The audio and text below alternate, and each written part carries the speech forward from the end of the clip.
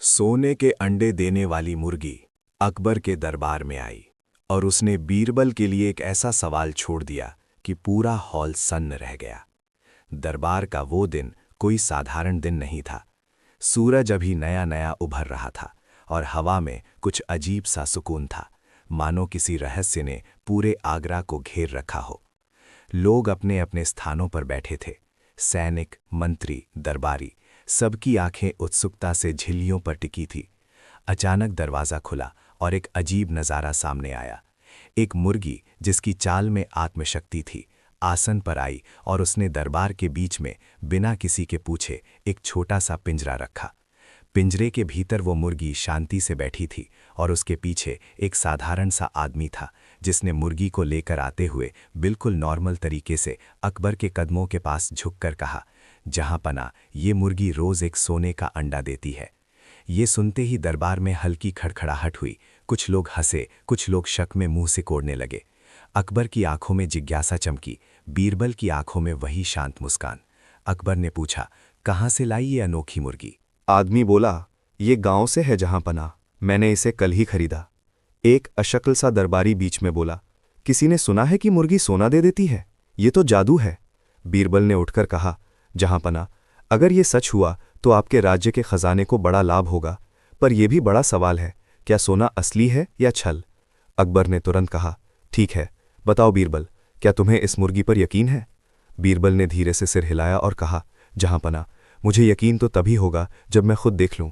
अकबर ने हंसते हुए आदेश दिया कि मुर्गी का पिंजरा खोलो और लोग देखें। पिंजरा खोला और मुर्गी ने चुपचाप एक अंडा दिया। दरबार में ठंडी खामोशी छा गई। वो अंडा असल में सोने जैसा चमकता था, अमृत जैसा, गाढ़ा सुनहरा। अकबर की आंखों में चमक आ गई। कुछ दरबारी एक दूसरे की ओर देखते हुए कहने लगे कि यह तो चमत्कार है। लेकिन बीरबल ने अंडे को हाथ में लिया। उसकी उंगलियां चुंबकीय नहीं थीं, वो अंडा ठंडा और भारी लगा। बीरबल ने उसे अपनी उंगलियों पर घुमाया और इधर उधर देखा। सारा दरबार उसकी हरकतों का इंतजार कर रहा था। बीरबल ने अंडे पर अपना सिर झुकाकर धीरे से कहा, जहां पना, ये अंडा सचमुच सोने का है, पर हर चमक सोना नहीं होती। अकबर की इच्छा बढ़ी। अगर ये सच है तो राज्य धन संपन्न होगा, अगर झूठ है तो शत्रु की चाल हो सकती है जो दरबार को हंसी में बदल दे। बीरबल ने कहा, यह अंडा हमारे लिए एक परीक्षा है। मेरे पास इस बात की एक योजना है। योजना शांति और सूक्ष्मता से गर्म थी। बीरबल ने आदेश दिया कि कोई भी इस अंडे को स्पर्श ना करे और अगले 3 दिन तक मुर्गी को बिना किसी अतिशयोक्ति के गांव वापस भेज दिया जाए, पर मुर्गी के साथ लाया हुआ आदमी महंगी कीमत मांगेगा। कुछ दरबारी, जिन्हें लालच ने चूम लिया था, कहने लगे कि उसे राजद्रव्य देकर खरीद लिया जाए। अकबर ने सोचा और कहा, पहले सत्य की जांच कर लो। बीरबल ने उसके इरादे की सराहना की, पर अपने अंदर की योजना को घटाना नहीं चाहा। पहला ट्विस्ट तब आया जब दूसरे दिन सुबह मोहल्ले के कुछ लोगों ने दरबार में आकर कहा कि वही आदमी जिसने मुर्गी लाई थी, गांव में किसी दूसरे से भी मिला था, जिसने वही कहानी बताकर उसे नज़रें दिखा दी थीं कि उसकी मुर्गी सोना देती है। पर गांव में कुछ लोग पहले ही उसे पकड़कर दंड दे चुके थे कि वो झूठ बोल रहा है। अकबर ने हुक्म दिया कि उस आदमी को बुलाया जाए। जब वो सामने आया, उसकी बातें लड़खड़ाने लगीं। उसने बताया कि उसने सचमुच मुर्गी खरीदी थी, पर वो स्वयं भी इस चमत्कार पर विश्वास नहीं कर सका। उसने कहा कि गांव के दूसरे लोग भी उसकी बात सुनकर उसे झूठा कहकर हंस रहे थे। बीरबल ने उसकी आंखों में देखा और पूछा, क्या तुमने बतौर सबूत कोई अन्य चीज़ भी देखी? आदमी ने सिर हिलाया, नहीं, बस मुर्गी और एक अंडा। बीरबल ने धीरे से कहा, तो फिर ये सवाल बनता है, क्या कोई बाहर से आकर हमारा विश्वास जीतकर हमें धोखा दे रहा है? दरबार में सन्नाटा गुंजा। कुछ दरबारियों ने तुरंत सुझाव दिया कि मुर्गी को राज्य के किसी अनाज खाने में रखा जाए, पर बीरबल ने कहा कि इस तरह करने से जो रहस्य है वो छिप जाएगा। तीसरे दिन रात हुई और चोर सा सन्नाटा था। तभी अचानक महल के पिछवाड़े से एक हल्की सी आवाज आई। किसी ने कुछ चमकता हुआ वस्तु वहां फेंका। सैनिक दौड़ कर गए और वहां पाया गया कि एक छोटी सी झोली पड़ी है जिसमें कुछ अजीब यंत्र और एक कुची हुई पुरानी किताब थी। ये किताब किसी अनजान भाषा में थी, पर चित्रों में वही मुर्गी और कुछ संकेत बने थे। चित्रों में दिख रहा था कि किस तरह किसी पशु के साथ विशेष प्रकार का आहार और धातु मिलाने पर वो आभा देती है। किताब के पन्नों पर कुछ रासायनिक चित्र थे, कुछ वैज्ञानिक संकेत। ये खोज दरबार के लिए बड़ा ट्विस्ट साबित हुई। अकबर ने गुस्से और चिंता से पूछा, क्या ये किसी जादूगर का काम है या कोई ठगाना? बीरबल ने किताब की एक झलक ली और कहा, जहां पनाह, ये जादू नहीं पर चालाकी है, विज्ञान और दवा का मिश्रण, जो दिखने में सोना जैसी चमक दे सकता है, पर क्या वही चमक वास्तविक सोने की कठोरता में तब्दील होगी, वही हमारा सवाल है। बीरबल ने किताब को ध्यान से पढ़ने की जिद की और उसने राजमहल के श्रेष्ठ विद्वानों के साथ मिलकर प्रयोग करने का प्रस्ताव रखा। एक नियंत्रित प्रयोग जिसमें वही मुर्गी, वही खाना, वही पिंजरा और एक निश्चित तापमान शामिल होगा। अकबर ने कहा कि कल से ये प्रयोग शुरू होगा और वो खुद सुबह आकर देखेगा। प्रयोग शुरू हुआ। मुर्गी को वही अनाज दिया गया और उसी रात उसने फिर एक अंडा दिया। ये अंडा भी सोने जैसा चमकता था। बीरबल ने अंडे को काटने की हिम्मत नहीं की, पर उसने छोटे छोटे परीक्षण कराए। वजन नापना, आग पर पकड़कर देखना और अन्य परीक्षण जो बिना अंडे को खराब किए उसकी वास्तविकता पर संकेत दे सकते थे। हर परीक्षण में अंडा असली धातु जैसा बर्ताव नहीं कर रहा था। वो भारी तो था, पर आग में नहीं पिघल रहा था। स्क्रैच टेस्ट पर वो असल सोने जैसा मुलायम नहीं था, बल्कि उसमें कोई अलग परत लगती दिख रही थी। दरबार में कुछ विद्वानों ने कहा कि ये किसी नए प्रकार की धातु हो सकती है, कुछ ने कहा कि ये ठगी है और कुछ ने कहा कि ये प्रकृति का चमत्कार है। अकबर अब अनिश्चित हो गया था। तभी चौथा ट्विस्ट आया। रात के अंधेरे में उसी आदमी का एक साथी महल में घुस आया। वो आदमी जिसे मुर्गी लाई थी उसका साथी था और वो चुपके से बीरबल के पास आया और बोला, साहब, मैं सच बताऊं, ये मुर्गी हमारी नहीं, हम दोनों विदेश से आए थे। हमने कोई बड़ा व्यापार नहीं किया, पर हमारे पास एक गुरु था जिसने हमें इस विधि का ज्ञान सिखाया। गुरु ने कहा कि यदि हम किसी बड़े दरबार में ये दिखाएं तो हमें अमूल्य इनाम मिलेगा। उसकी आवाज़ में भय और पछतावा था। बीरबल ने उसकी आंखों में झांका और पूछा, तो फिर तुमने अकबर को क्यों लुटाया? साथी ने सिर नीचे कर लिया। हमने नहीं सोचा था कि ये इतना बड़ा मामला बनेगा। हम सिर्फ थोड़ी सी धनराशि चाहते थे। परंतु उसके शब्दों के साथ साथ उसकी गलियों से कुछ और भी निकला। उसने बताया कि जिस गुरु ने उन्हें ये सिखाया था वो किसी विदेशी टोली से जुड़ा हुआ है जो समय समय पर विभिन्न राज्यपालों को भ्रमित करके धन कमाते हैं। ये सुनकर दरबार में डर की लहर दौड़ गई। क्या राज्य पर किसी विदेशी चाल का असर है? अकबर ने तुरंत पत्तों की तरह आदेश दिए, पर बीरबल ने शांत रहकर कहा, जहां पनाह, पहले हमें ये जानना होगा कि ये चाल किस सीमा तक पहुंची है। उसने महल के कुछ गुप्त जातुओं को भेजा जो उस गुरु के बारे में और जानकारी लाएं। ये जातू कुछ दिनों में लौट कर आए और बताया कि गुरु का असली मकसद किसी राज्य का विश्वास जीतकर वहां से खजाना चुराना और राज्य का अपमान करना था। पर उन्होंने ये भी बताया कि गुरु का असली उद्देश्य केवल धन लाभ नहीं था, वो किसी बड़ी शक्ति के लिए खोज में था जो उस राज्य की सीमाओं से जुड़ी थी। अब सवाल और गहरा हो गया, क्या ये केवल एक चाल थी या किसी बड़े षड्यंत्र की शुरुआत? बीरबल ने अपनी मान्यताओं को लेकर एक नया प्रस्ताव रखा। वो मुर्गी के पीछे की असली कहानी जानना चाहता था।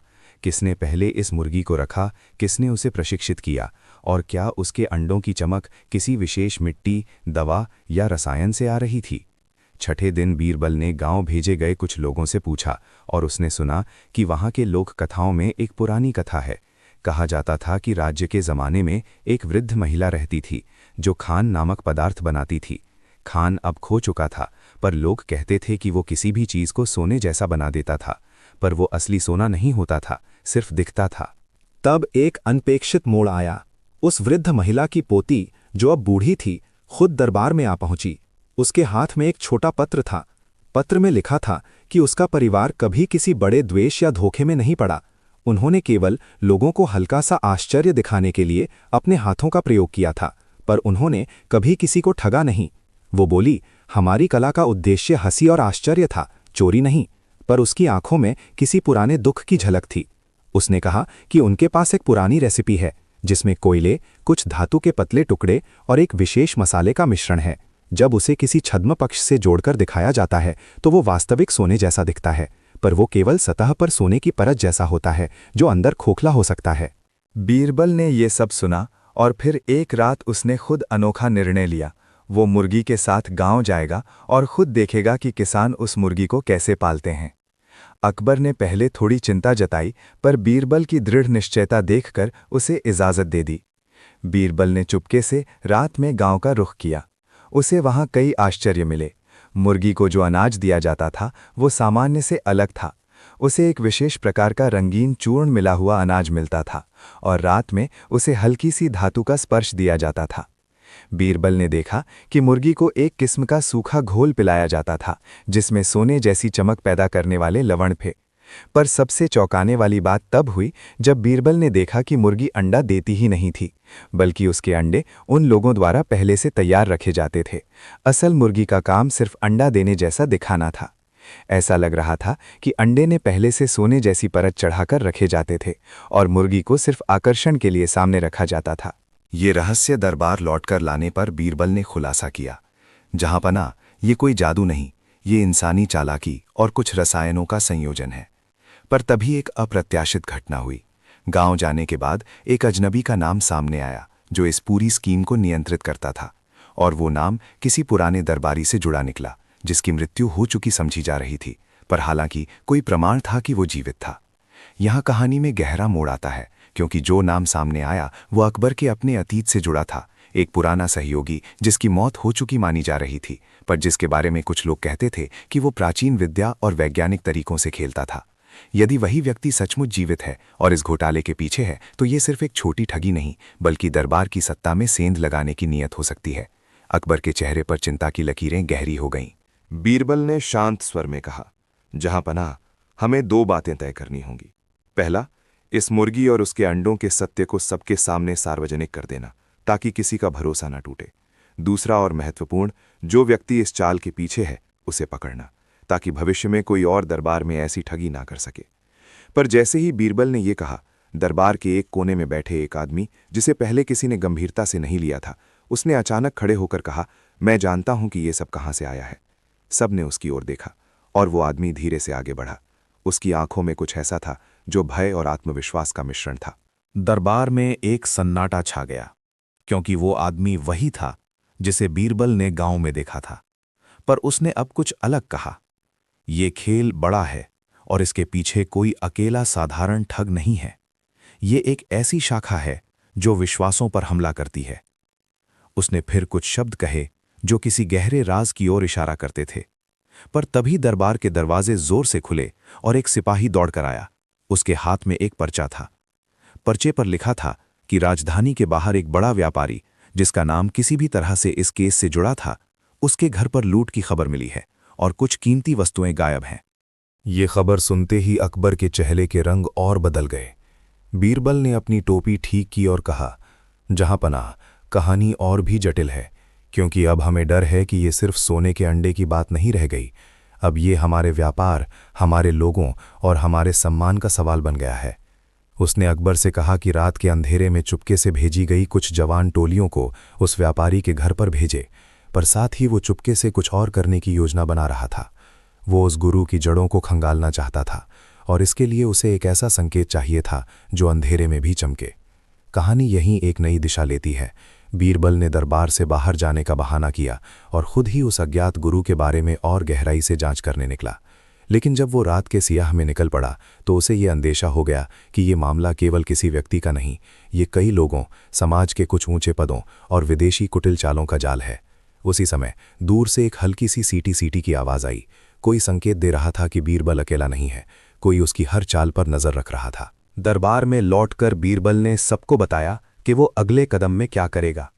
पर यही वो जगह है जहां कहानी बीच में रुकती है, क्योंकि जो असली सामना आने वाला है वो किसी भी पल दरबार की नींव हिला सकता है। क्या बीरबल उस गुरु तक पहुंचेगा? क्या वो अकबर के राज्य का सम्मान बचेगा? क्या सोने के अंडों का सच सारे राज जिंदों को बेनकाब कर देगा? और सबसे बड़ा सवाल, क्या वो आदमी जो पहले दिखा था सच बोल रहा था या वो सारा कुछ किसी और की चाल थी? अगर आप अभी यहाँ मौजूद हैं और ये कहानी आपको पकड़े रख रही है तो नीचे कमेंट बॉक्स में जय बीरबल लिखकर अपनी उपस्थिति दर्ज कराइए। इससे हमें पक्का विश्वास रहेगा कि आप सचमुच इस रहस्य के साथी हैं। और अगर आपको ये कहानी पसंद आई हो तो हमारे चैनल को लाइक, शेयर और सब्सक्राइब करना ना भूलें। आपका एक क्लिक हमारे लिए बहुत मायने रखता है और हमें और भी ऐसे चौंकाने वाले किस्से लाने के लिए प्रेरित करेगा। मैंने अभी तक कहानी का बड़ा हिस्सा आपको सुनाया है। बीरबल अब उस गुरु की तह तक जाने वाला है और अगले भाग में हम देखेंगे कि उसने कौन कौन से सुराग ढूंढे, कौन उसके साथ मिला और किस मोड़ पर अकबर का भरोसा परखा जाएगा। अगर आप चाहते हैं मैं अभी आगे बढ़कर पूरा अगला भाग लिख दूं, पूरा विस्तार के साथ, उतने शब्दों में जितना आपने मांगा है, तो नीचे जय बीरबल लिख दीजिए और मैं उसी सुर में कहानी का अगला और भी चौंकाने वाला भाग पेश कर दूंगा। अकबर के दरबार में सोने के अंडे। सिर्फ 10 सेकंड का समय और हर आंखें उस दरबार की ओर टिक गईं जहां बीरबल ने एक सवाल का बीज बो दिया था, जिसने सोने के अंडों वाली मुर्गी के रहस्य को खोलकर राख कर देने की धमकी दी थी। दरबार की दीवारों पर पुराने समय की खुशबू थी, पर उस दिन हवा में एक नई तीखी गंध खुली थी, शक और जिज्ञासा की। अकबर की अधीर निगाहें बीरबल पर टिक गईं। बीरबल ने बिना किसी दिखावे के शांत और तहखाने जैसी सूक्ष्म मुस्कान लिए कहा, जहां पनाह, जो अभी हुआ वो केवल शुरुआत है। और फिर वो बिना किसी शोर के निकल पड़ा, एक ऐसा कदम जो दरबार के संतुलन को हिलाकर रख देगा। बीरबल की रातों रात की जांच से जो सुराग मिले वे किसी सामान्य ठगी से बहुत ऊपर थे। गुरु का नाम, जिसने मुर्गियों की चमकदार परत बनाना सिखाया था, केवल एक नाम नहीं था। उसके पीछे एक पुरानी संधि, एक गिरोह और कुछ ऐसे लोग थे जो धन कमाने के साथ साथ दरबार की प्रतिष्ठा को भी हेरफेर करने की ताक में थे। बीरबल ने उस गिरोह के पैटर्न का अध्ययन करना शुरू कर दिया। उसने देखा कि हर जगह एक खास तरह का चिन्ह मिलता, एक छोटा सा वृत्त जिसके बीच में एक तिरछी रेखा। ये चिन्ह किसी पुराने व्यापार चिन्ह से मिलता जुलता था, एक ऐसा चिन्ह जो पहले महल की कुछ गुप्त दीवारों पर उकेरा गया था। बीले गए कागजों और छुपे हुए पन्नों के बीच बीरबल को पता चला कि कई वर्ष पहले एक नाम अकबर के दरबार के भीतर गूंजता था, नजीब उल हसन। उस नजीब की मृत्यु हुई मानी गई थी, पर कुछ संकेत बताते थे कि वो कहीं गायब होकर अन्य राज्यों में गया था और फिर वहां से वापस आकर कुछ गुप्त प्रयोग करने लगा था। उसकी विधियां विज्ञान मिश्रित जादू से कम नहीं थीं। उस समय के बुद्धिमान लोग भी उसके प्रयोगों की व्याख्या नहीं कर पाए थे। कहानी में पहला बड़ा मोड़ तब आया जब बीरबल को एक नक्शे की पर्ची मिली। नक्शा किसी पुराने घर का था जो राजधानी से कुछ दूरी पर था। नक्शे के कोने पर वही वृत्त और तिरछी रेखा बनी हुई थी। बीरबल ने तुरंत कुछ भरोसेमंद साथियों को चुना, छोटे छोटे चुपके से कहे जाने वाले संकेतों पर भरोसा कर सकने वाले लोग, जिनमें एक पुराने सैनिक, एक बुनकर का बेटा जो अब खुफिया काम करता था, और एक युवक था जो मार्केट में चुपके से अफवाहें फैलाने में माहिर था। उन्होंने रात के अंधेरे में निकलने का निर्णय लिया ताकि किसी का शक न जगे। राह में अनेक बाधाएं आईं। पगडंडियों पर छुपे कुत्तों ने भौंका। गांव के कुछ लोग अनजान शिकन के साथ देख रहे थे और एक बार तो स्थानीय ठगों ने रोककर कहा कि इस इलाके में अजनबियों का आना मना है। बीरबल ने शांति से उन ठगों को समझाया और एक सलीके से उनसे कुछ आवश्यक बातें निकलवा लीं। आखिरकार वे उस पुराने घर के पास पहुंचे। घर टूटा फूटा, पर उसमें अभी भी कुछ पुरानी चमक बची थी। घर के अंदर पहुंचकर उन्होंने देखा कि जमीन पर पत्थरों के नीचे कुछ छुपा हुआ था, एक लोहे का संदूक। संदूक खोला गया और उसमें मिली छोटी छोटी शीशियां, तेल के दाग लगे कागज और एक पर्चा जिस पर संकेत और रसायनों की सूची थी। वही पर्चा आगे की कहानी का अगला बड़ा मोड़ साबित हुआ। पर्चे में लिखा था कि जिस धातु की परत मुर्गियों के अंडों पर चढ़ाई जाती है वो सोना नहीं बल्कि एक मिश्र धातु है, जो ब्रास और कुछ खनिजों के साथ विशेष मरहम से ओत प्रोत कर देने पर सोने जैसी चमक दे देता है, पर वो सतही है और किसी भी कठोर परीक्षण में टूट जाएगी। पर्चे के बीचों बीच एक नोट और था। तार पर लिखा था, वो काम किया पर अब खतरा बढ़ रहा है। नोट के स्याह शब्द बीरबल के दिमाग में घंटी बजा गए। ये किसी आंतरिक फूट की दास्तान लग रही थी। बीच बीच में घटनाएं तेजी से बदल रही थीं। महल के बाहर एक व्यापारी की लूट की घटना ने पूरे शहर में हलचल मचा दी थी। कुछ चूरी गई वस्तुओं में वही चमकदार परत लगी कुछ सजावटी बर्तन भी मिले थे। इस बात ने बीरबल को और चिंतित कर दिया।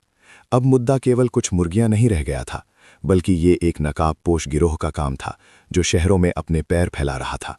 बीरबल ने एक चाल चली।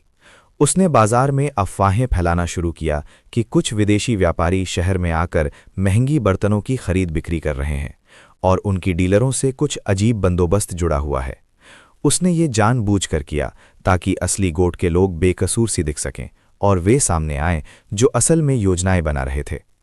नतीजा उम्मीद के मुताबिक हुआ। कुछ दिनों के भीतर एक मध्यरात्रि में एक गुप्त सौदा होने की बात उभर कर आई और बीरबल व उसकी टोली वहीं छुपकर बैठ गई। लेकिन सौदे की रात कुछ अजीब घटनाओं से भरी रही। जिस आदमी के पास सारे अदला बदले के आइटम थे, उसे और उसके साथियों को पकड़ने की बजाय वहां से कोई आया जिसने सबको तहस नहस कर दिया। वो व्यक्ति चतुर, तेज और सैनिक कुशल था। उसने हालात को पलट दिया और उसे लगा कि वो खुद किसी पुराने दरबार के गोपनीय अंग से जुड़ा हुआ है। इस आदमी ने छिटपुट कागज और उनकी सूची लेकर भागने की भी चाल चल दी, पर बीरबल के साथियों ने उसका पीछा किया। पीछा करते हुए उन्होंने देखा कि वो व्यक्ति नदी के किनारे जाकर किसी छोटे नाव में चढ़ गया और परीक्षण के लिए रखी कुछ चीजें जल में फेंक दी। वहां से एक नया सुराग मिला। जल में फेंके गए आइटमों पर वही छोटा वृत्त और तिरछी रेखा उभरी हुई थी।